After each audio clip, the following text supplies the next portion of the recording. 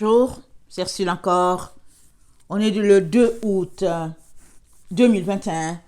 Alors, je viens sur la trompette ce matin encore et je viens proclamer le retour de notre Seigneur Jésus-Christ. Soyez bénis et soyez remplis de sa joie. Amen et amen.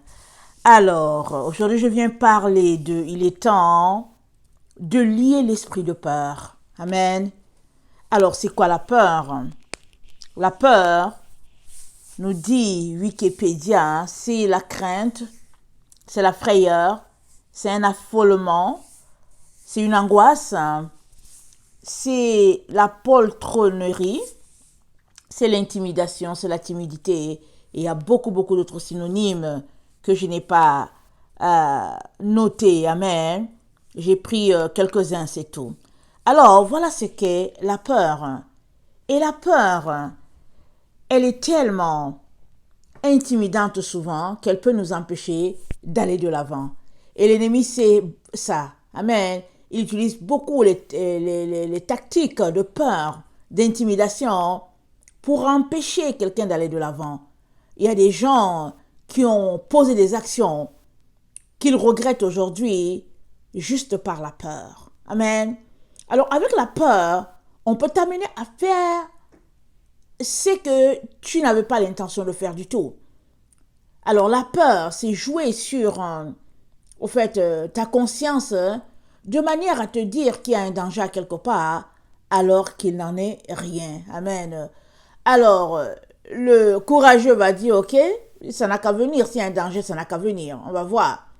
Mais celui qui est pris de peur, dès qu'on lui dit qu'il y a un lion qui est là, il va se mettre à fuir. Sans savoir, il se met à fuir. Mais il va d'abord vérifier. Amen.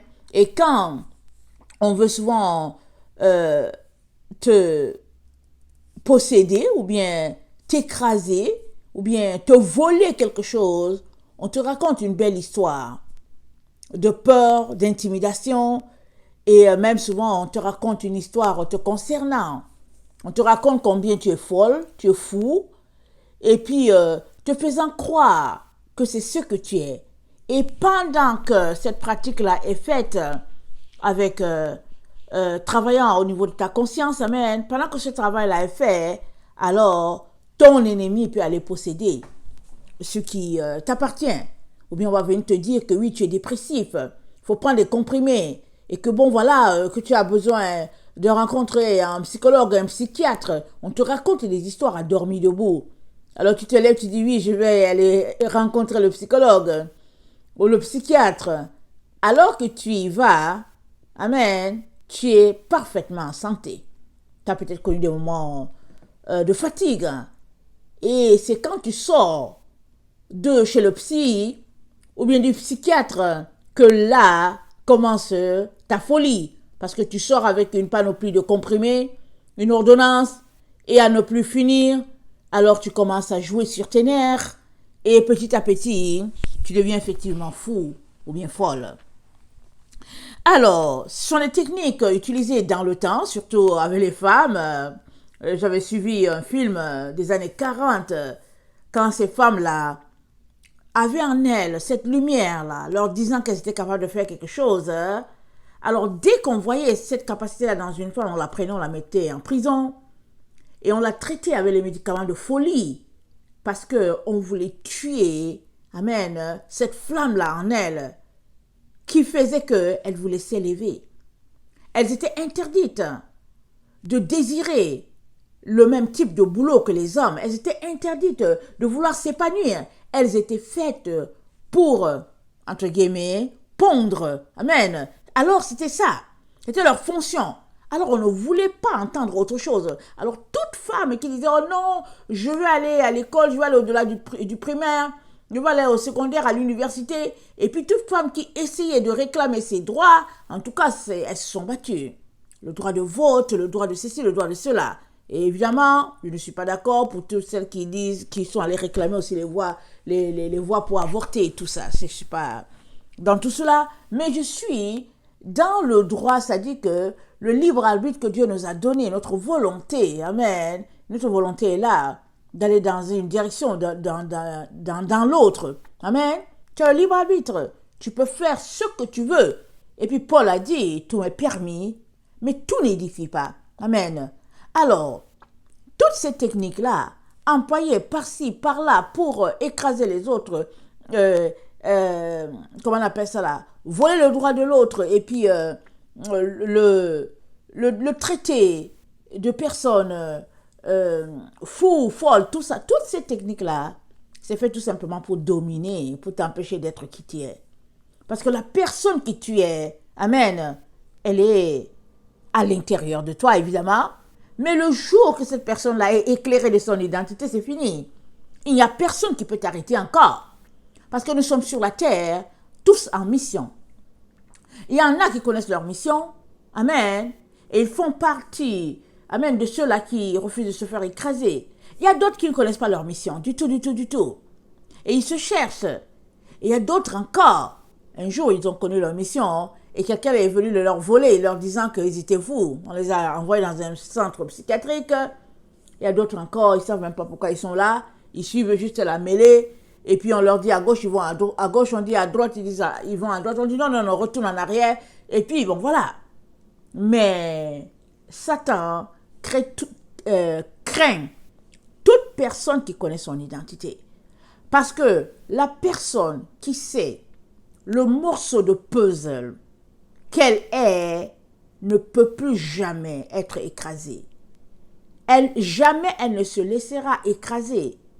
Et tu peux faire de cette personne-là ce que tu veux. Tu peux la jeter en prison, la faire sortir, tu peux la tuer, c'est-à-dire ce sera tout simplement mission accomplie parce qu'elle sait qui elle est exactement. Si on prend le cas des apôtres, par exemple, des poltrons qui sont cachés, amen, qui n'étaient pas là au moment où leur Seigneur avait besoin le plus d'eux, à part l'apôtre Jean, vraiment des véritables poltrons. Mais quand l'Esprit de Dieu leur a révélé leur véritable identité, ils sont tous morts, martyrs, pour la gloire de notre Dieu. Amen. Alors, on est dans les temps où toute technique d'intimidation est utilisée pour pouvoir voler aux uns et aux autres tout ce que Dieu leur a donné. Mais Dieu nous a dit, prenez garde, il dit, je viens bientôt, prends garde que nul ne t'enlève ta couronne ou bien ne t'enlève ton vêtement. Je vais lire dans Apocalypse 16, le verset 15. On connaît ce verset-là.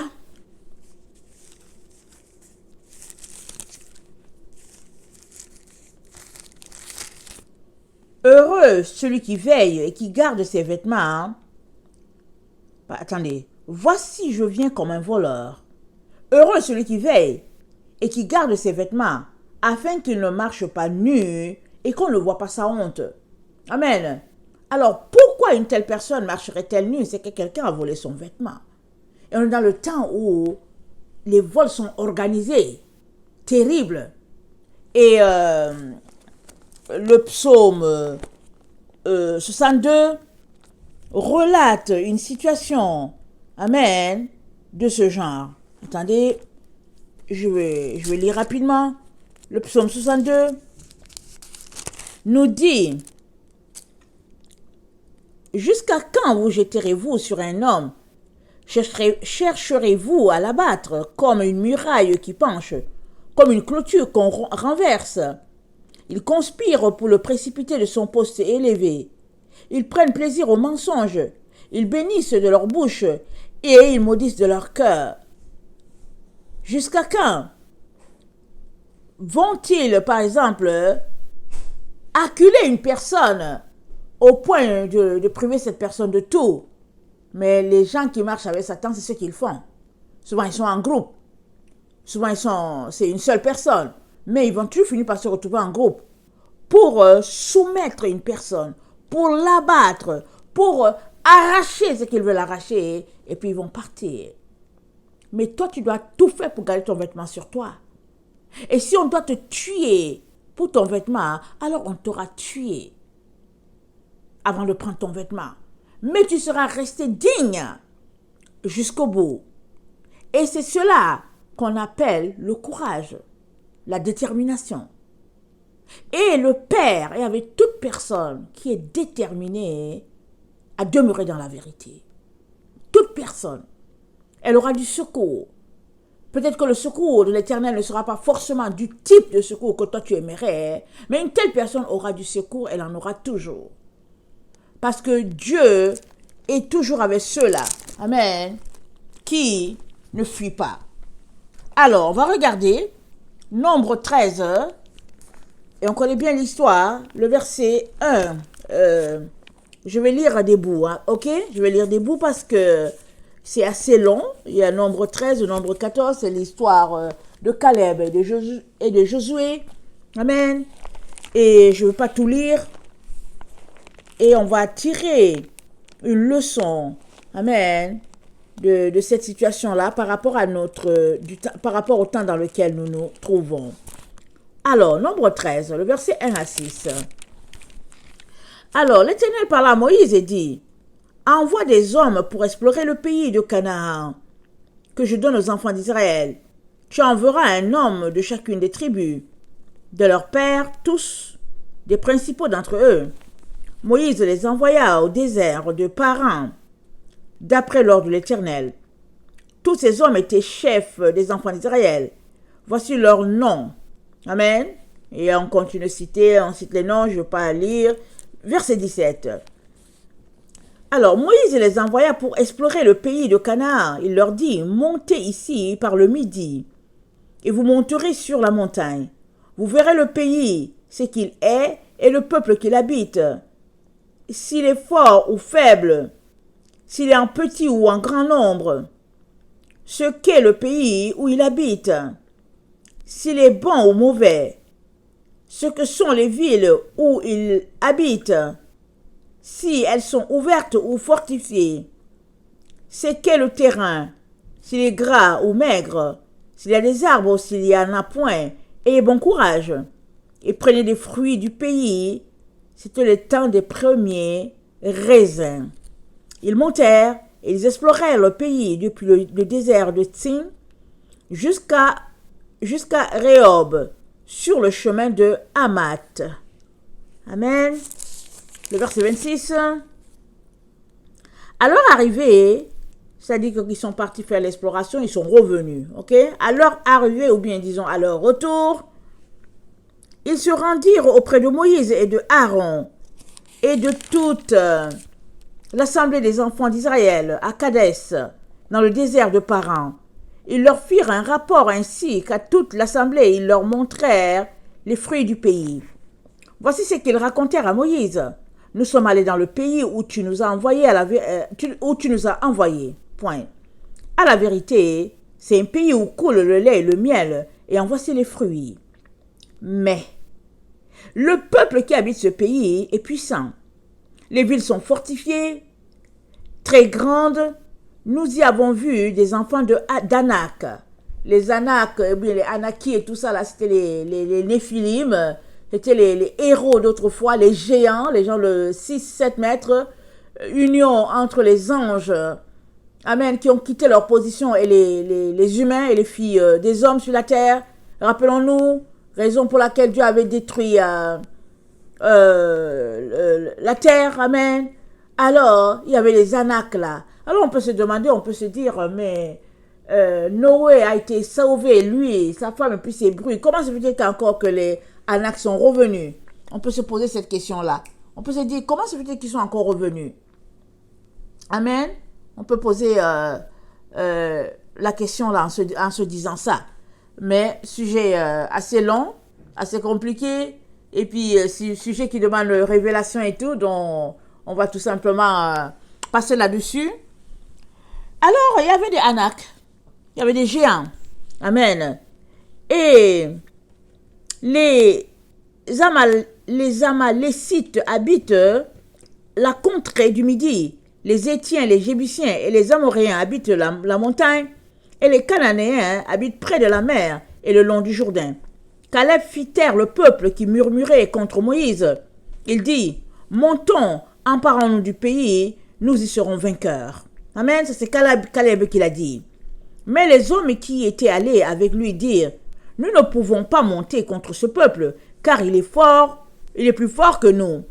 Et ils décrièrent devant les enfants d'Israël le pays qu'ils avaient exploré. Ils dirent, Le pays que nous avons parcouru pour l'explorer est un pays qui dévore ses habitants. Tous ceux que nous avons vus sont des hommes d'une haute taille et nous y avons vu des géants. Enfants d'Anak, de la race des géants, nous étions à nos yeux et à leurs yeux comme des sauterelles. Amen. Nombre 14, le verset 1 à 13. Toute l'assemblée éleva la voix et poussa des cris, et le peuple pleura pendant la nuit. Vous voyez, ils ne sont pas allés. Il y a un groupe qui est parti et les autres ne sont pas allés. Mais tout le monde a pleuré pendant la nuit. Pourquoi? Conséquence du rapport, amen, d'un groupe poltron.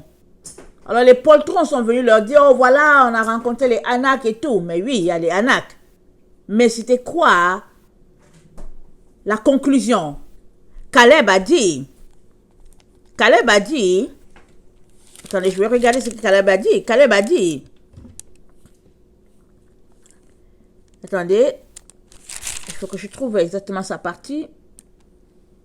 Voilà, le verset 30, Caleb fit taire le peuple.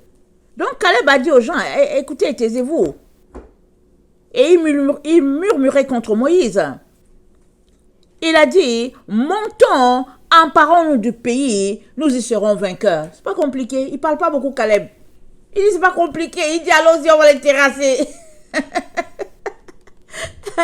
C'est un bon soldat, un homme de guerre, un leader. Il dit, allez, on monte, Dieu avec nous, qui sera contre nous, alléluia. Mais le peuple a cru le rapport des poltrons. Et ils ont pleuré toute la nuit. Alors, c'est de s'arrêter pour dire, tu ne connais même pas la situation, tu te mets aussi à pleurer. Ça va pas, non? Avant de pleurer, assure-toi que tu es en danger. Il y a un groupe qui est venu rapporter une version des faits. Et dans ce groupe, il y a aussi deux personnes qui disent autre chose de différent. Pourquoi ils ne sont pas passés du côté de Caleb et de Josué tout de suite? Pourquoi? Ils ont pris plutôt la nuit pour pleurer. C'est ça que le chapitre 14 nous dit. Tous les enfants d'Israël murmurèrent contre Moïse et Aaron. Et toute l'assemblée leur dit, que ne sommes-nous pas morts dans le pays d'Égypte? Ou que ne sommes-nous pas morts dans ce désert? Regardez ce peuple-là. Regardez-le. Un peuple toujours en train de regarder en arrière. Alors, à la révolte, je ne sais plus le nom avec la personne, il se plaignait du fait qu'en Égypte, il y avait des concombres et puis de la viande. Il se plaignait de ça. Et là, il se plaignait encore. Alors, Moïse avait de la difficulté à avancer avec ce peuple parce qu'il regardait constamment en arrière.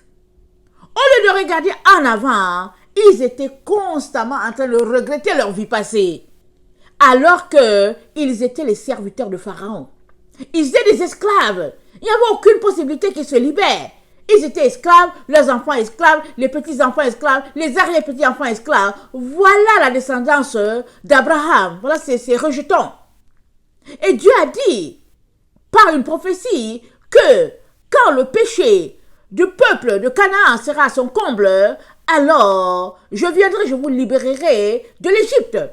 Parce que l'Égypte était la solution que Dieu avait trouvée pour la descendance d'Abraham. Quand même c'est difficile, Dieu a dit supporter. Parce que c'était le pays, le refuge, amen, que Dieu avait trouvé pour eux, afin qu'ils puissent vivre et se multiplier. Amen. Mais c'était constamment en train de rappeler à Moïse, hey, tu sais quoi? En tout cas, pourquoi on n'est pas mort là-bas? Et puis patati, et puis patata. Et Dieu n'aime pas les murmures, n'est-ce pas? Et c'est pas bon de murmurer non plus. Alors que tu prends ton temps pour murmurer, tu es en train de diminuer carrément toute la force que Dieu a mis en toi et tu es en train de laisser place à l'ennemi. Parce que le murmure renvoie un mécontentement, amen, et ça envoie une position contre Dieu.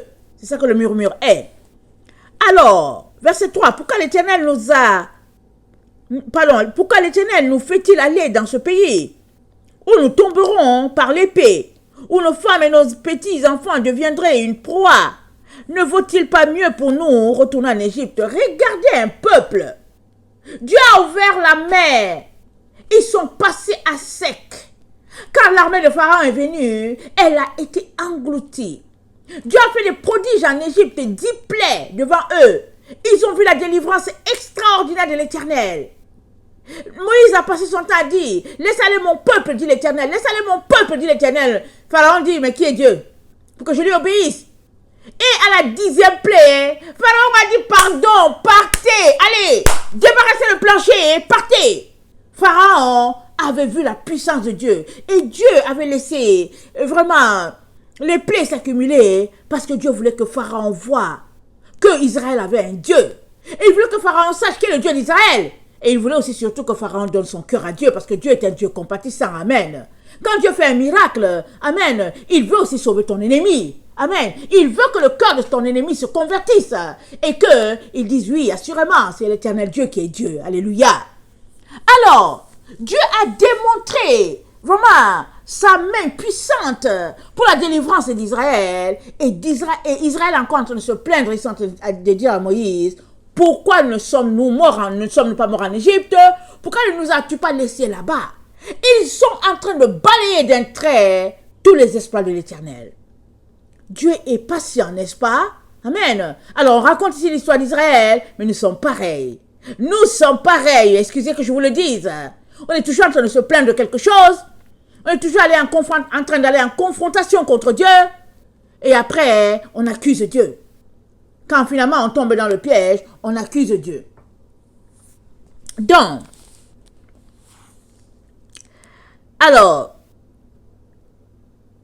ils se dirent l'un à l'autre, nommons un chef et retournons en Égypte. Regardez, nommons un chef. Ils ont carrément déclassé Moïse. Ils ont méprisé l'Éternel. Dieu a choisi Moïse pour leur délivrance. Et eux, ils vont contre Dieu et disent, choisissons-nous un chef. Quels rebelles. Ils sont, non seulement sont-ils poltrons, mais ils sont rebelles. Ils sont taciturnes. Ils sont vraiment têtus, entêtés. Et puis, difficiles à dresser. Amen. Vous savez que souvent, quand les gens cherchent des animaux de compagnie, souvent, on va te dire que oui, le chien bien dressé et tout, voilà pourquoi ça coûte plus cher.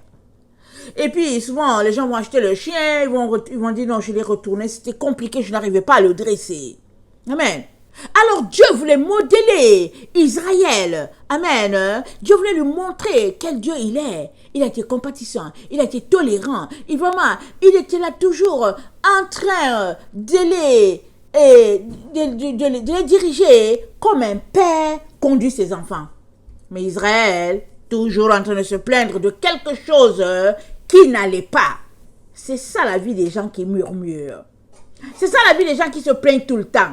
C'est-à-dire, il y a toujours quelque chose que tu n'aurais pas fait pour leur satisfaction. Toujours en train de se plaindre.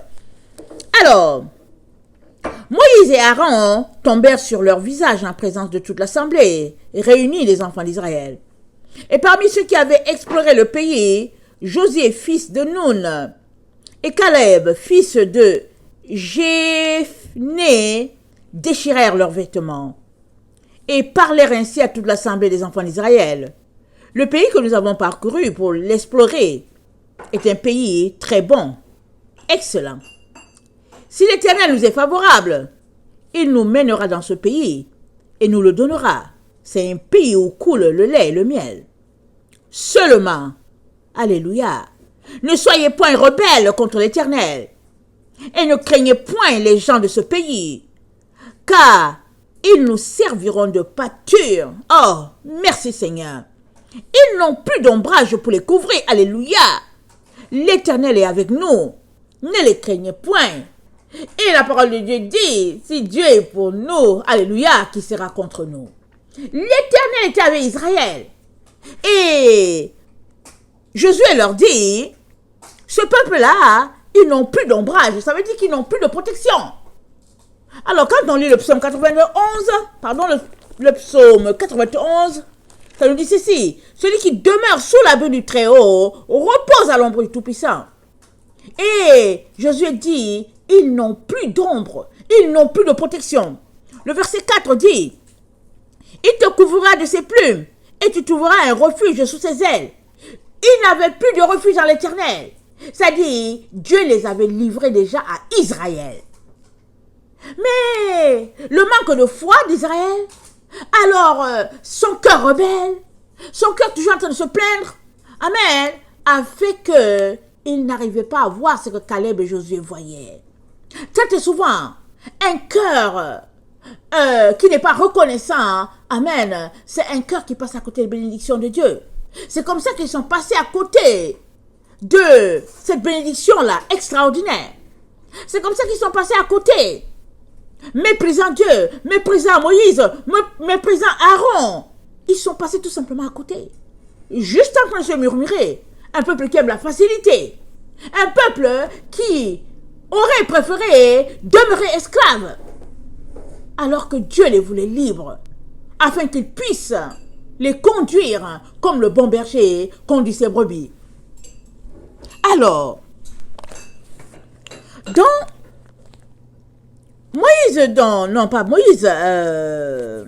Josué, il leur dit, mais voyons, on va dompter sur eux, on va prendre le contrôle, qu'est-ce qui se passe? Il dit, l'Éternel n'est plus leur ombre. Alors toute l'assemblée parlait le verset 10, toute l'assemblée parlait de les lapider lorsque la gloire de l'Éternel apparut sur la tente d'assignation devant tous les enfants d'Israël. Regardez le brouhaha qu'il y avait. C'était quand même terrible. On a envoyé un groupe explorer, ils sont revenus, 2 ont donné un rapport contraire, et les autres remplis vraiment de rébellion, amen, de crainte des hommes, les autres vraiment taciturnes, amen, ils veulent frapper les autres qui ont un bon rapport, qui ont une relation avec Dieu. Les autres veulent frapper Caleb et Josué. Et Dieu se manifeste. Dieu intervient puissamment. Voilà ce qu'il dit. L'Éternel dit à Moïse, jusqu'à quand ce peuple me méprisera-t-il? Et oui, c'est le mépris de Dieu. Ils ont méprisé Dieu. Ça veut dire que tu t'arrêtes, tu te dis, mais attends, avec tous les miracles là, ils n'ont pas craint Dieu? Et le psaume 103 nous révèle quelque chose de très profond dans l'intimité que nous avons avec le Seigneur. Amen. Alors, ça nous dit, le psaume 103, le verset 6 nous dit, l'Éternel fait justice, il fait droit à tous les opprimés. Il a manifesté ses voies à Moïse, ses œuvres aux enfants d'Israël. Les enfants d'Israël ont juste vu les œuvres de l'Éternel. Ils n'ont pas vu les voies de l'Éternel. Pourquoi? Ils avaient un cœur rebelle, un cœur taciturne. Ils étaient grognons, ils étaient toujours en train de murmurer, ils n'étaient pas contents, ils étaient envieux. Ça n'allait pas avec ce groupe-là.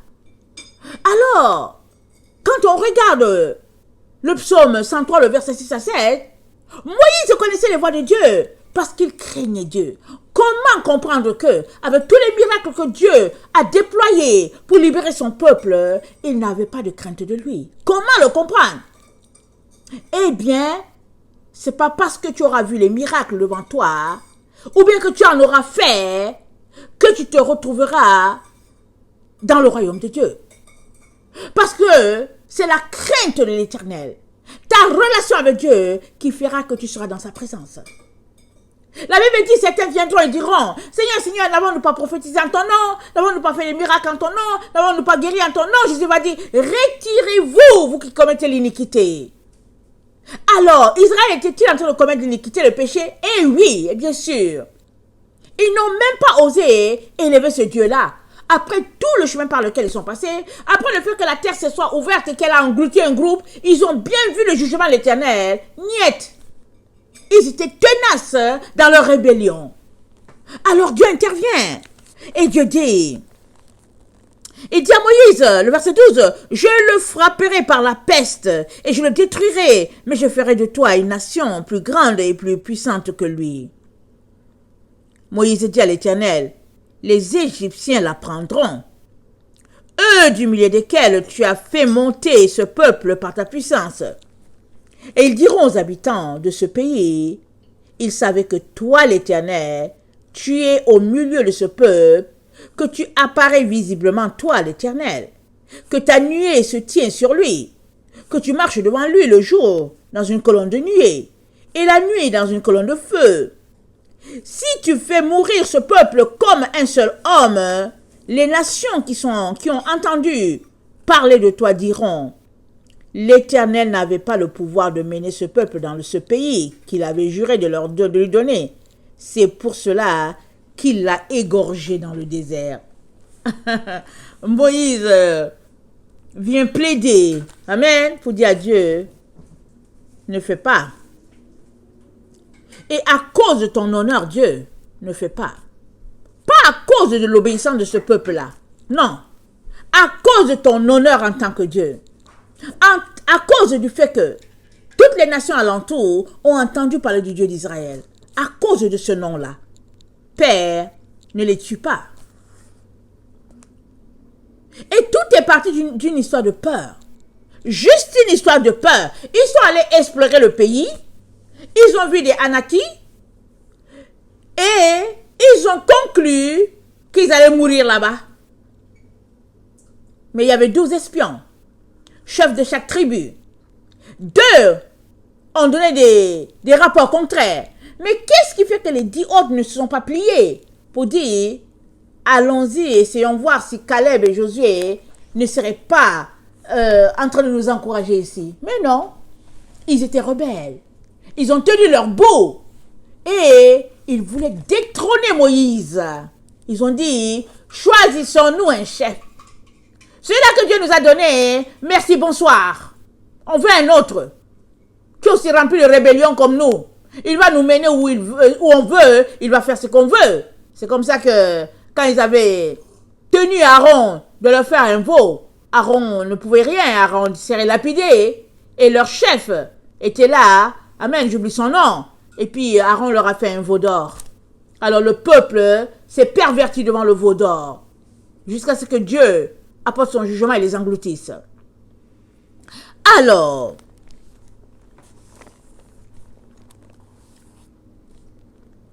Caleb leur a dit, Josué, il a dit, excusez, c'est Caleb. Il dit, ne soyez pas rebelles, ne les craignez pas, ils nous serviront de pâture. Et Josué leur dit, ils n'ont plus d'ombrage. C'est-à-dire, toutes les conditions sont assemblées pour que nous puissions les dompter complètement et gagner ce combat-là. Comme toutes les conditions sont réunies. Mais hélas, l'esprit de peur les a empêchés, amen, d'aller posséder leur héritage. Alors, 2 Timothée 1, le verset 7 nous dit ceci. 2 Timothée 1, le verset 7.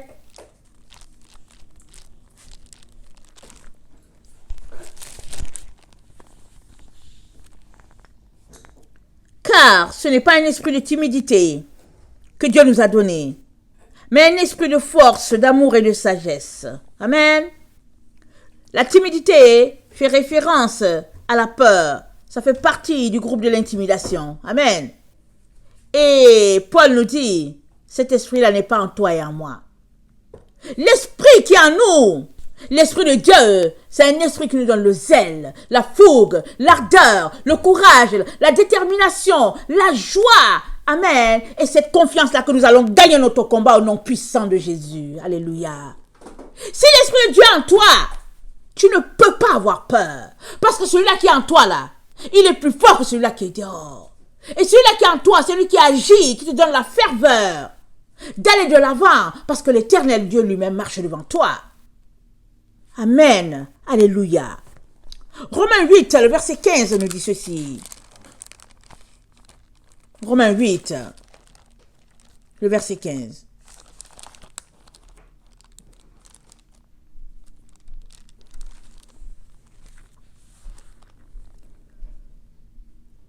Et Et vous n'avez point reçu un esprit de servitude pour être encore dans la crainte, mais vous avez reçu un esprit d'adoption par lequel nous crions Abba Père. Amen. Excusez-moi. L'esprit qui est en nous crie en nous Abba Père. Abba, c'est notre Père. Dieu, c'est notre Père. Cet esprit-là en nous, ce n'est pas un esprit de servitude. Pour qu'un être humain te rende son serviteur, pour qu'un être humain t'écrase, pour qu'un être humain te dise quoi faire de ta vie, pour qu'un être humain essaie de diriger ta vie, la vie de ta famille, la vie de tes enfants. Mais non! L'esprit de Dieu en toi, c'est cet esprit-là qui te dirige. Alors, il n'y a pas moyen que, amen, un humain puisse venir diriger ta vie si l'esprit de Dieu dirige ta vie. On est dans le temps où tout le monde veut contrôler l'autre. Alors, les différents gouvernements veulent soumettre le peuple, et dans le peuple, ceux qui sont un peu plus forts essaient d'écraser les autres, et puis finalement, chacun essaie d'écraser chacun, et puis voilà. Mais celui-là en qui l'Éternel demeure, amen, ne peut être écrasé. Non seulement notre Dieu est un feu dévorant, mais sa flamme aussi en chacun de ses enfants. Amen. Alors, si Dieu est pour nous, qui sera contre nous? Alors, si Dieu est ton Père, il t'a certainement donné, amen, la direction dans ta vie. On vient de lire que Dieu avait... les voix de Dieu étaient connues par Moïse, mais le peuple ne voyait que ses exploits. Parce que le peuple n'avait pas une relation avec Dieu. Alors, si tu as une relation avec Dieu, mais lui que tu connais ses voix, mais lui qu'il te dirige, mais lui qu'il te conduit, alors il n'y a pas moyen qu'un homme vienne te dire quoi faire. Il n'y a pas moyen que tu viennes t'écraser et qu'il te donne un verset pour dire que que Dieu a dit que l'homme est le chef de la femme, et que les leaders d'église ont fait ceci, et puis que et puis non, tu dois refuser. Tu dois refuser d'être soumis, écrasé par qui que ce soit. Tu dois refuser. Une seule personne dirige ta vie, et cette personne-là s'appelle l'Éternel des armées. Évidemment, Jésus-Christ est le reflet du Père. Amen. Quand on parle de Dieu, on parle de Jésus. Et puis, l'Esprit de Dieu en toi crie en toi, Abba Père. Il est là pour te conduire dans toute la vérité. Et c'est cet esprit-là qui fait que Dieu en toi, qui peut être contre toi? C'est pas parce qu'ils ne vont pas fomenter des plans contre toi. C'est pas parce qu'ils ne vont pas se réunir pour dire oui, comment on va faire pour le soumettre, pour l'écraser. C'est pas à cause de cela. Ils vont toujours se réunir pour essayer de voir dans quel piège ils vont te plonger. Ils vont essayer de se réunir pour te combattre. Mais Dieu est en train de te dire que il est en toi. Alors, tu peux gagner le combat qu'ils ont livré contre toi. C'est ça qu'il est en train de te dire. Qui peut gagner ce combat-là? Qu'ils se sont levés, sont assis pour fomenter des plans pour toi. Pendant que toi tu dors, amen, ils font des pièges pour dire comment on va le coincer, puis etc., etc. Ça, c'est la voix de l'ennemi. Parce que l'ennemi ne dort pas. Alors, on a la parabole de l'ivraie. Alors, pendant que tu dormais, alors le méchant est venu s'aimer l'ivraie dans ton champ. Alors, les disciples ont dit au Seigneur, mais est-ce qu'il faut qu'on l'enlève? Il a dit non. Laissez croître ensemble l'ivraie et puis la bonne sémence. Et quand viendra la récolte, les deux seront moissonnés. Parce que si vous enlevez l'ivraie, ça peut causer beaucoup de problèmes. Laissez cela comme ça. Alors, à la moisson, l'ivraie sera jetée dans le feu. Et l'enfant de Dieu, amen, il se retrouvera tout simplement là où se retrouvent les enfants de lumière. Amen. Tels de l'or. Amen. Tels des objets, des pierres précieuses à la gloire de Dieu. Il est donc très important qu'on sache que toi et moi, enfants de l'Éternel, nous ne pouvons pas nous laisser écraser par qui que ce soit. Ah non, non, non, non, non. Alors les gens vont utiliser les Écritures pour nous manipuler du côté des églises. Dans la société, ils vont utiliser certaines règles, certaines lois. Mais toi là, l'Éternel des armées demeure en toi. Et si Dieu est en toi, alléluia, qui peut être contre toi? C'est question de courage. C'est question de prendre la parole de Dieu là, et puis de te l'assimiler. C'est question de confesser des versets. Amen, de t'asseoir, de les approprier et de bâtir ton être intérieur. Si ton être intérieur n'est pas bâti, évidemment, n'importe qui peut venir t'intimider. N'importe qui. Mais si ton être intérieur est bâti, mais qui peut se tenir devant toi pour te raconter quoi que ce soit. Il est donc très important que tu bâtisses ton être intérieur, te levant, récitant les versets, les confessant et les appropriant, pour que, quand l'ennemi va venir là, il puisse fuir par 1000 chemins. Une seule personne là, quand il va venir là, elle détale. Et s'ils sont 1000 là, chacun prend son chemin. Et tu es là, vraiment tranquille. Confiant plus que jamais en ton Dieu.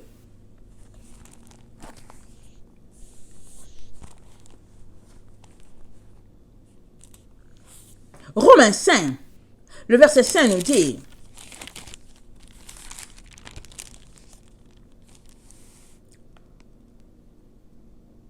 Or, l'espérance ne trompe point, parce que l'amour de Dieu est répandu dans nos cœurs par le Saint-Esprit qui nous a été donné. L'espérance ne trompe point. L'espérance marche avec tous ceux-là qui sont des conquérants. Ils s'en vont par la foi. Ils espèrent en ce Dieu-là qui va combattre pour eux. Mais ils ne se tiennent pas comme les 10 autres là, pour dire que non, il y a les Anakis, et puis patati patata, que non, mais voilà, non, ça ne marche pas. Le psaume 118, le verset 6 nous rappelle ceci. Le psaume 118, le verset 6.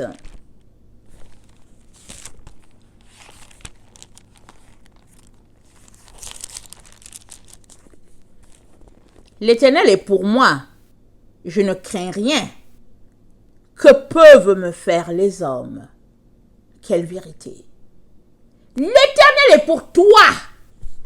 Qu'est-ce qu'un être humain peut te faire? Il peut te faire quoi? Rien. Le psaume 27.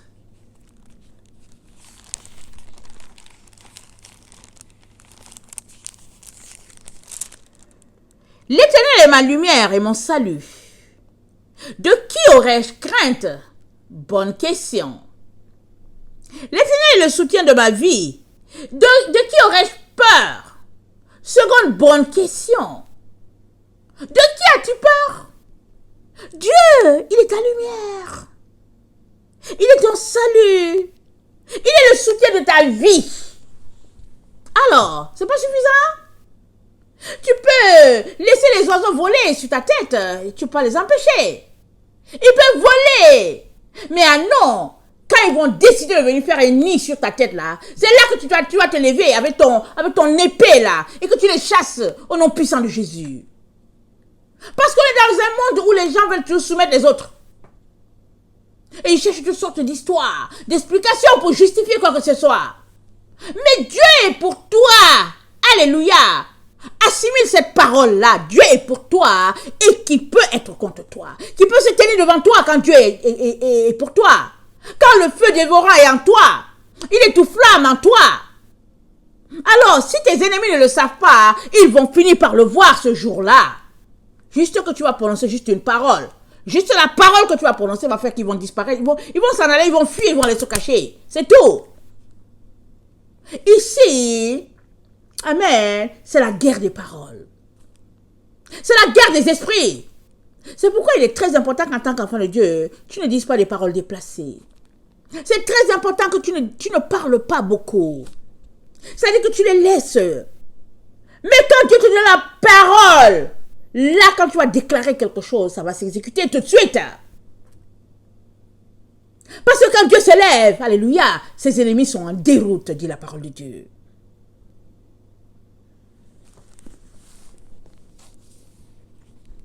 Je vais terminer par donner l'exemple de ceux-là qui nous ont précédés dans Hébreux 11. Et je vais finir avec cela. Hébreux 11 nous dit ceci. Le verset 11.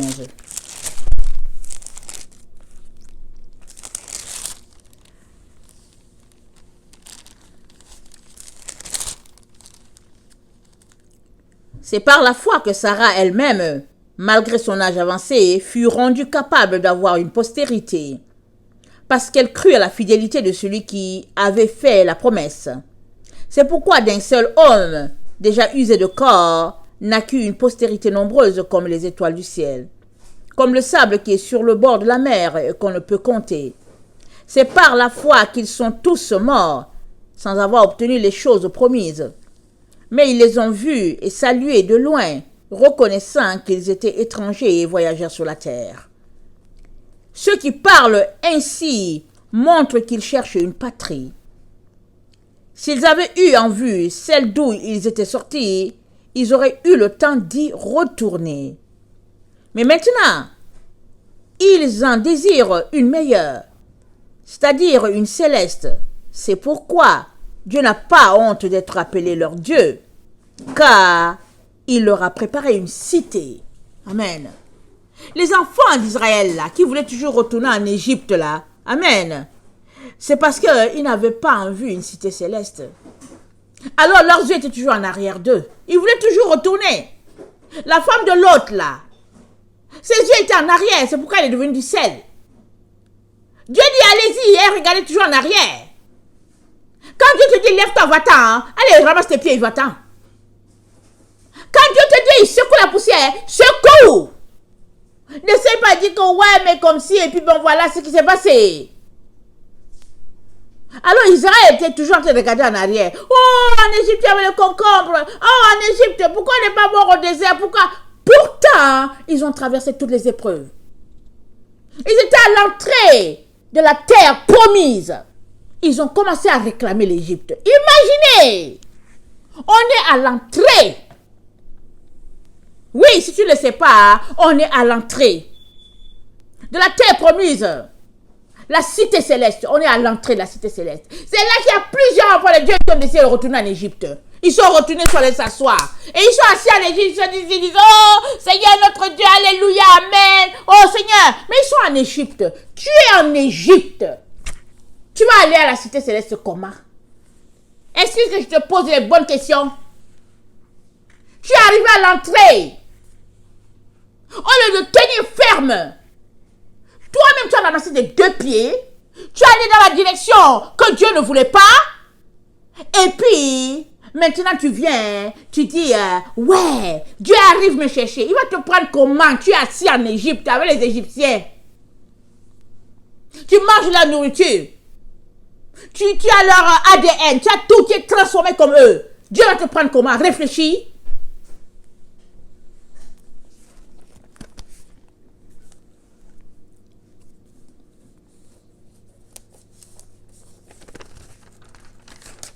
Les gens ne veulent pas qu'on leur dise la vérité. Et quand tu leur dis la vérité, ils te prennent pour ennemi. Mais la vérité, elle est là devant nous. C'est une petite question de peur, et voilà, on vient de te voler ton habit. Une petite question d'intimidation, et on vient de te voler ta couronne. Une petite question de mensonge, et on vient de voler ton âme. Une petite question de séduction et fini. On t'a tout enlevé. Tu n'as plus rien. Mais ceux qui se confient en l'Éternel, la Bible nous dit, ils sont comme la montagne de Sion. Alléluia. Et la montagne de Sion, elle ne chancelle pas. Elle est affermie pour toujours. Et l'Éternel entoure Jérusalem comme et l'Éternel entoure Jérusalem comme attendez, il faut qu'on le lise. Amen. Je n'ai pas exactement la parole, il faut qu'on le lise rapidement.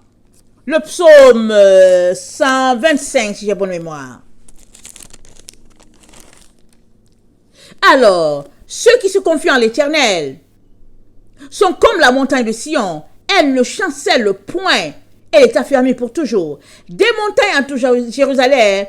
Ainsi l'Éternel entoure son peuple dès maintenant et à jamais.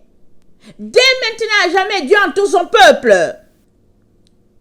Car le sceptre de la méchanceté ne restera pas sur le lot des justes, afin que les justes ne tendent pas les mains vers l'iniquité. Amen et amen. Ceux qui se confient à l'Éternel, ils sont comme la montagne de Sion. Et cette montagne-là, elle est affermée pour toujours. Ça dit d'éternité en éternité, la montagne de Sion est affermie. Alors, si c'est à l'Éternel que tu te confies, tu es affermi pour toujours. Ils vont venir t'intimider, c'est tout. Ils vont venir t'enlever ta vie physique, c'est tout. Mais on ne craint pas ça. Quand on marche avec Jésus, on ne craint pas ça. Il est mort et nous bénéficions de sa mort. Les apôtres sont morts et nous bénéficions de leurs enseignements. Alors, pourquoi ne voulons-nous pas subir ce qu'ils ont subi? C'est la marque de ceux qui marchent pour le Seigneur. Ils aiment tellement leur Seigneur qu'ils ne craignent pas la mort. C'est ça qui s'est dit dans Apocalypse 12. C'est là. Il n'y a pas autre chose à dire. Alors, si c'est quelque chose qui manque dans ta vie, je viens t'encourager à te lever à tous les jours et à confesser ce que Dieu a dit que tu es.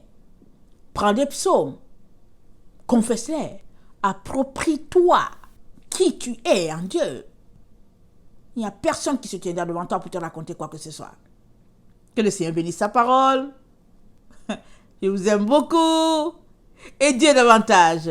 Maranatha, Jésus revient. Amen et amen. Soyez bénis. Alléluia.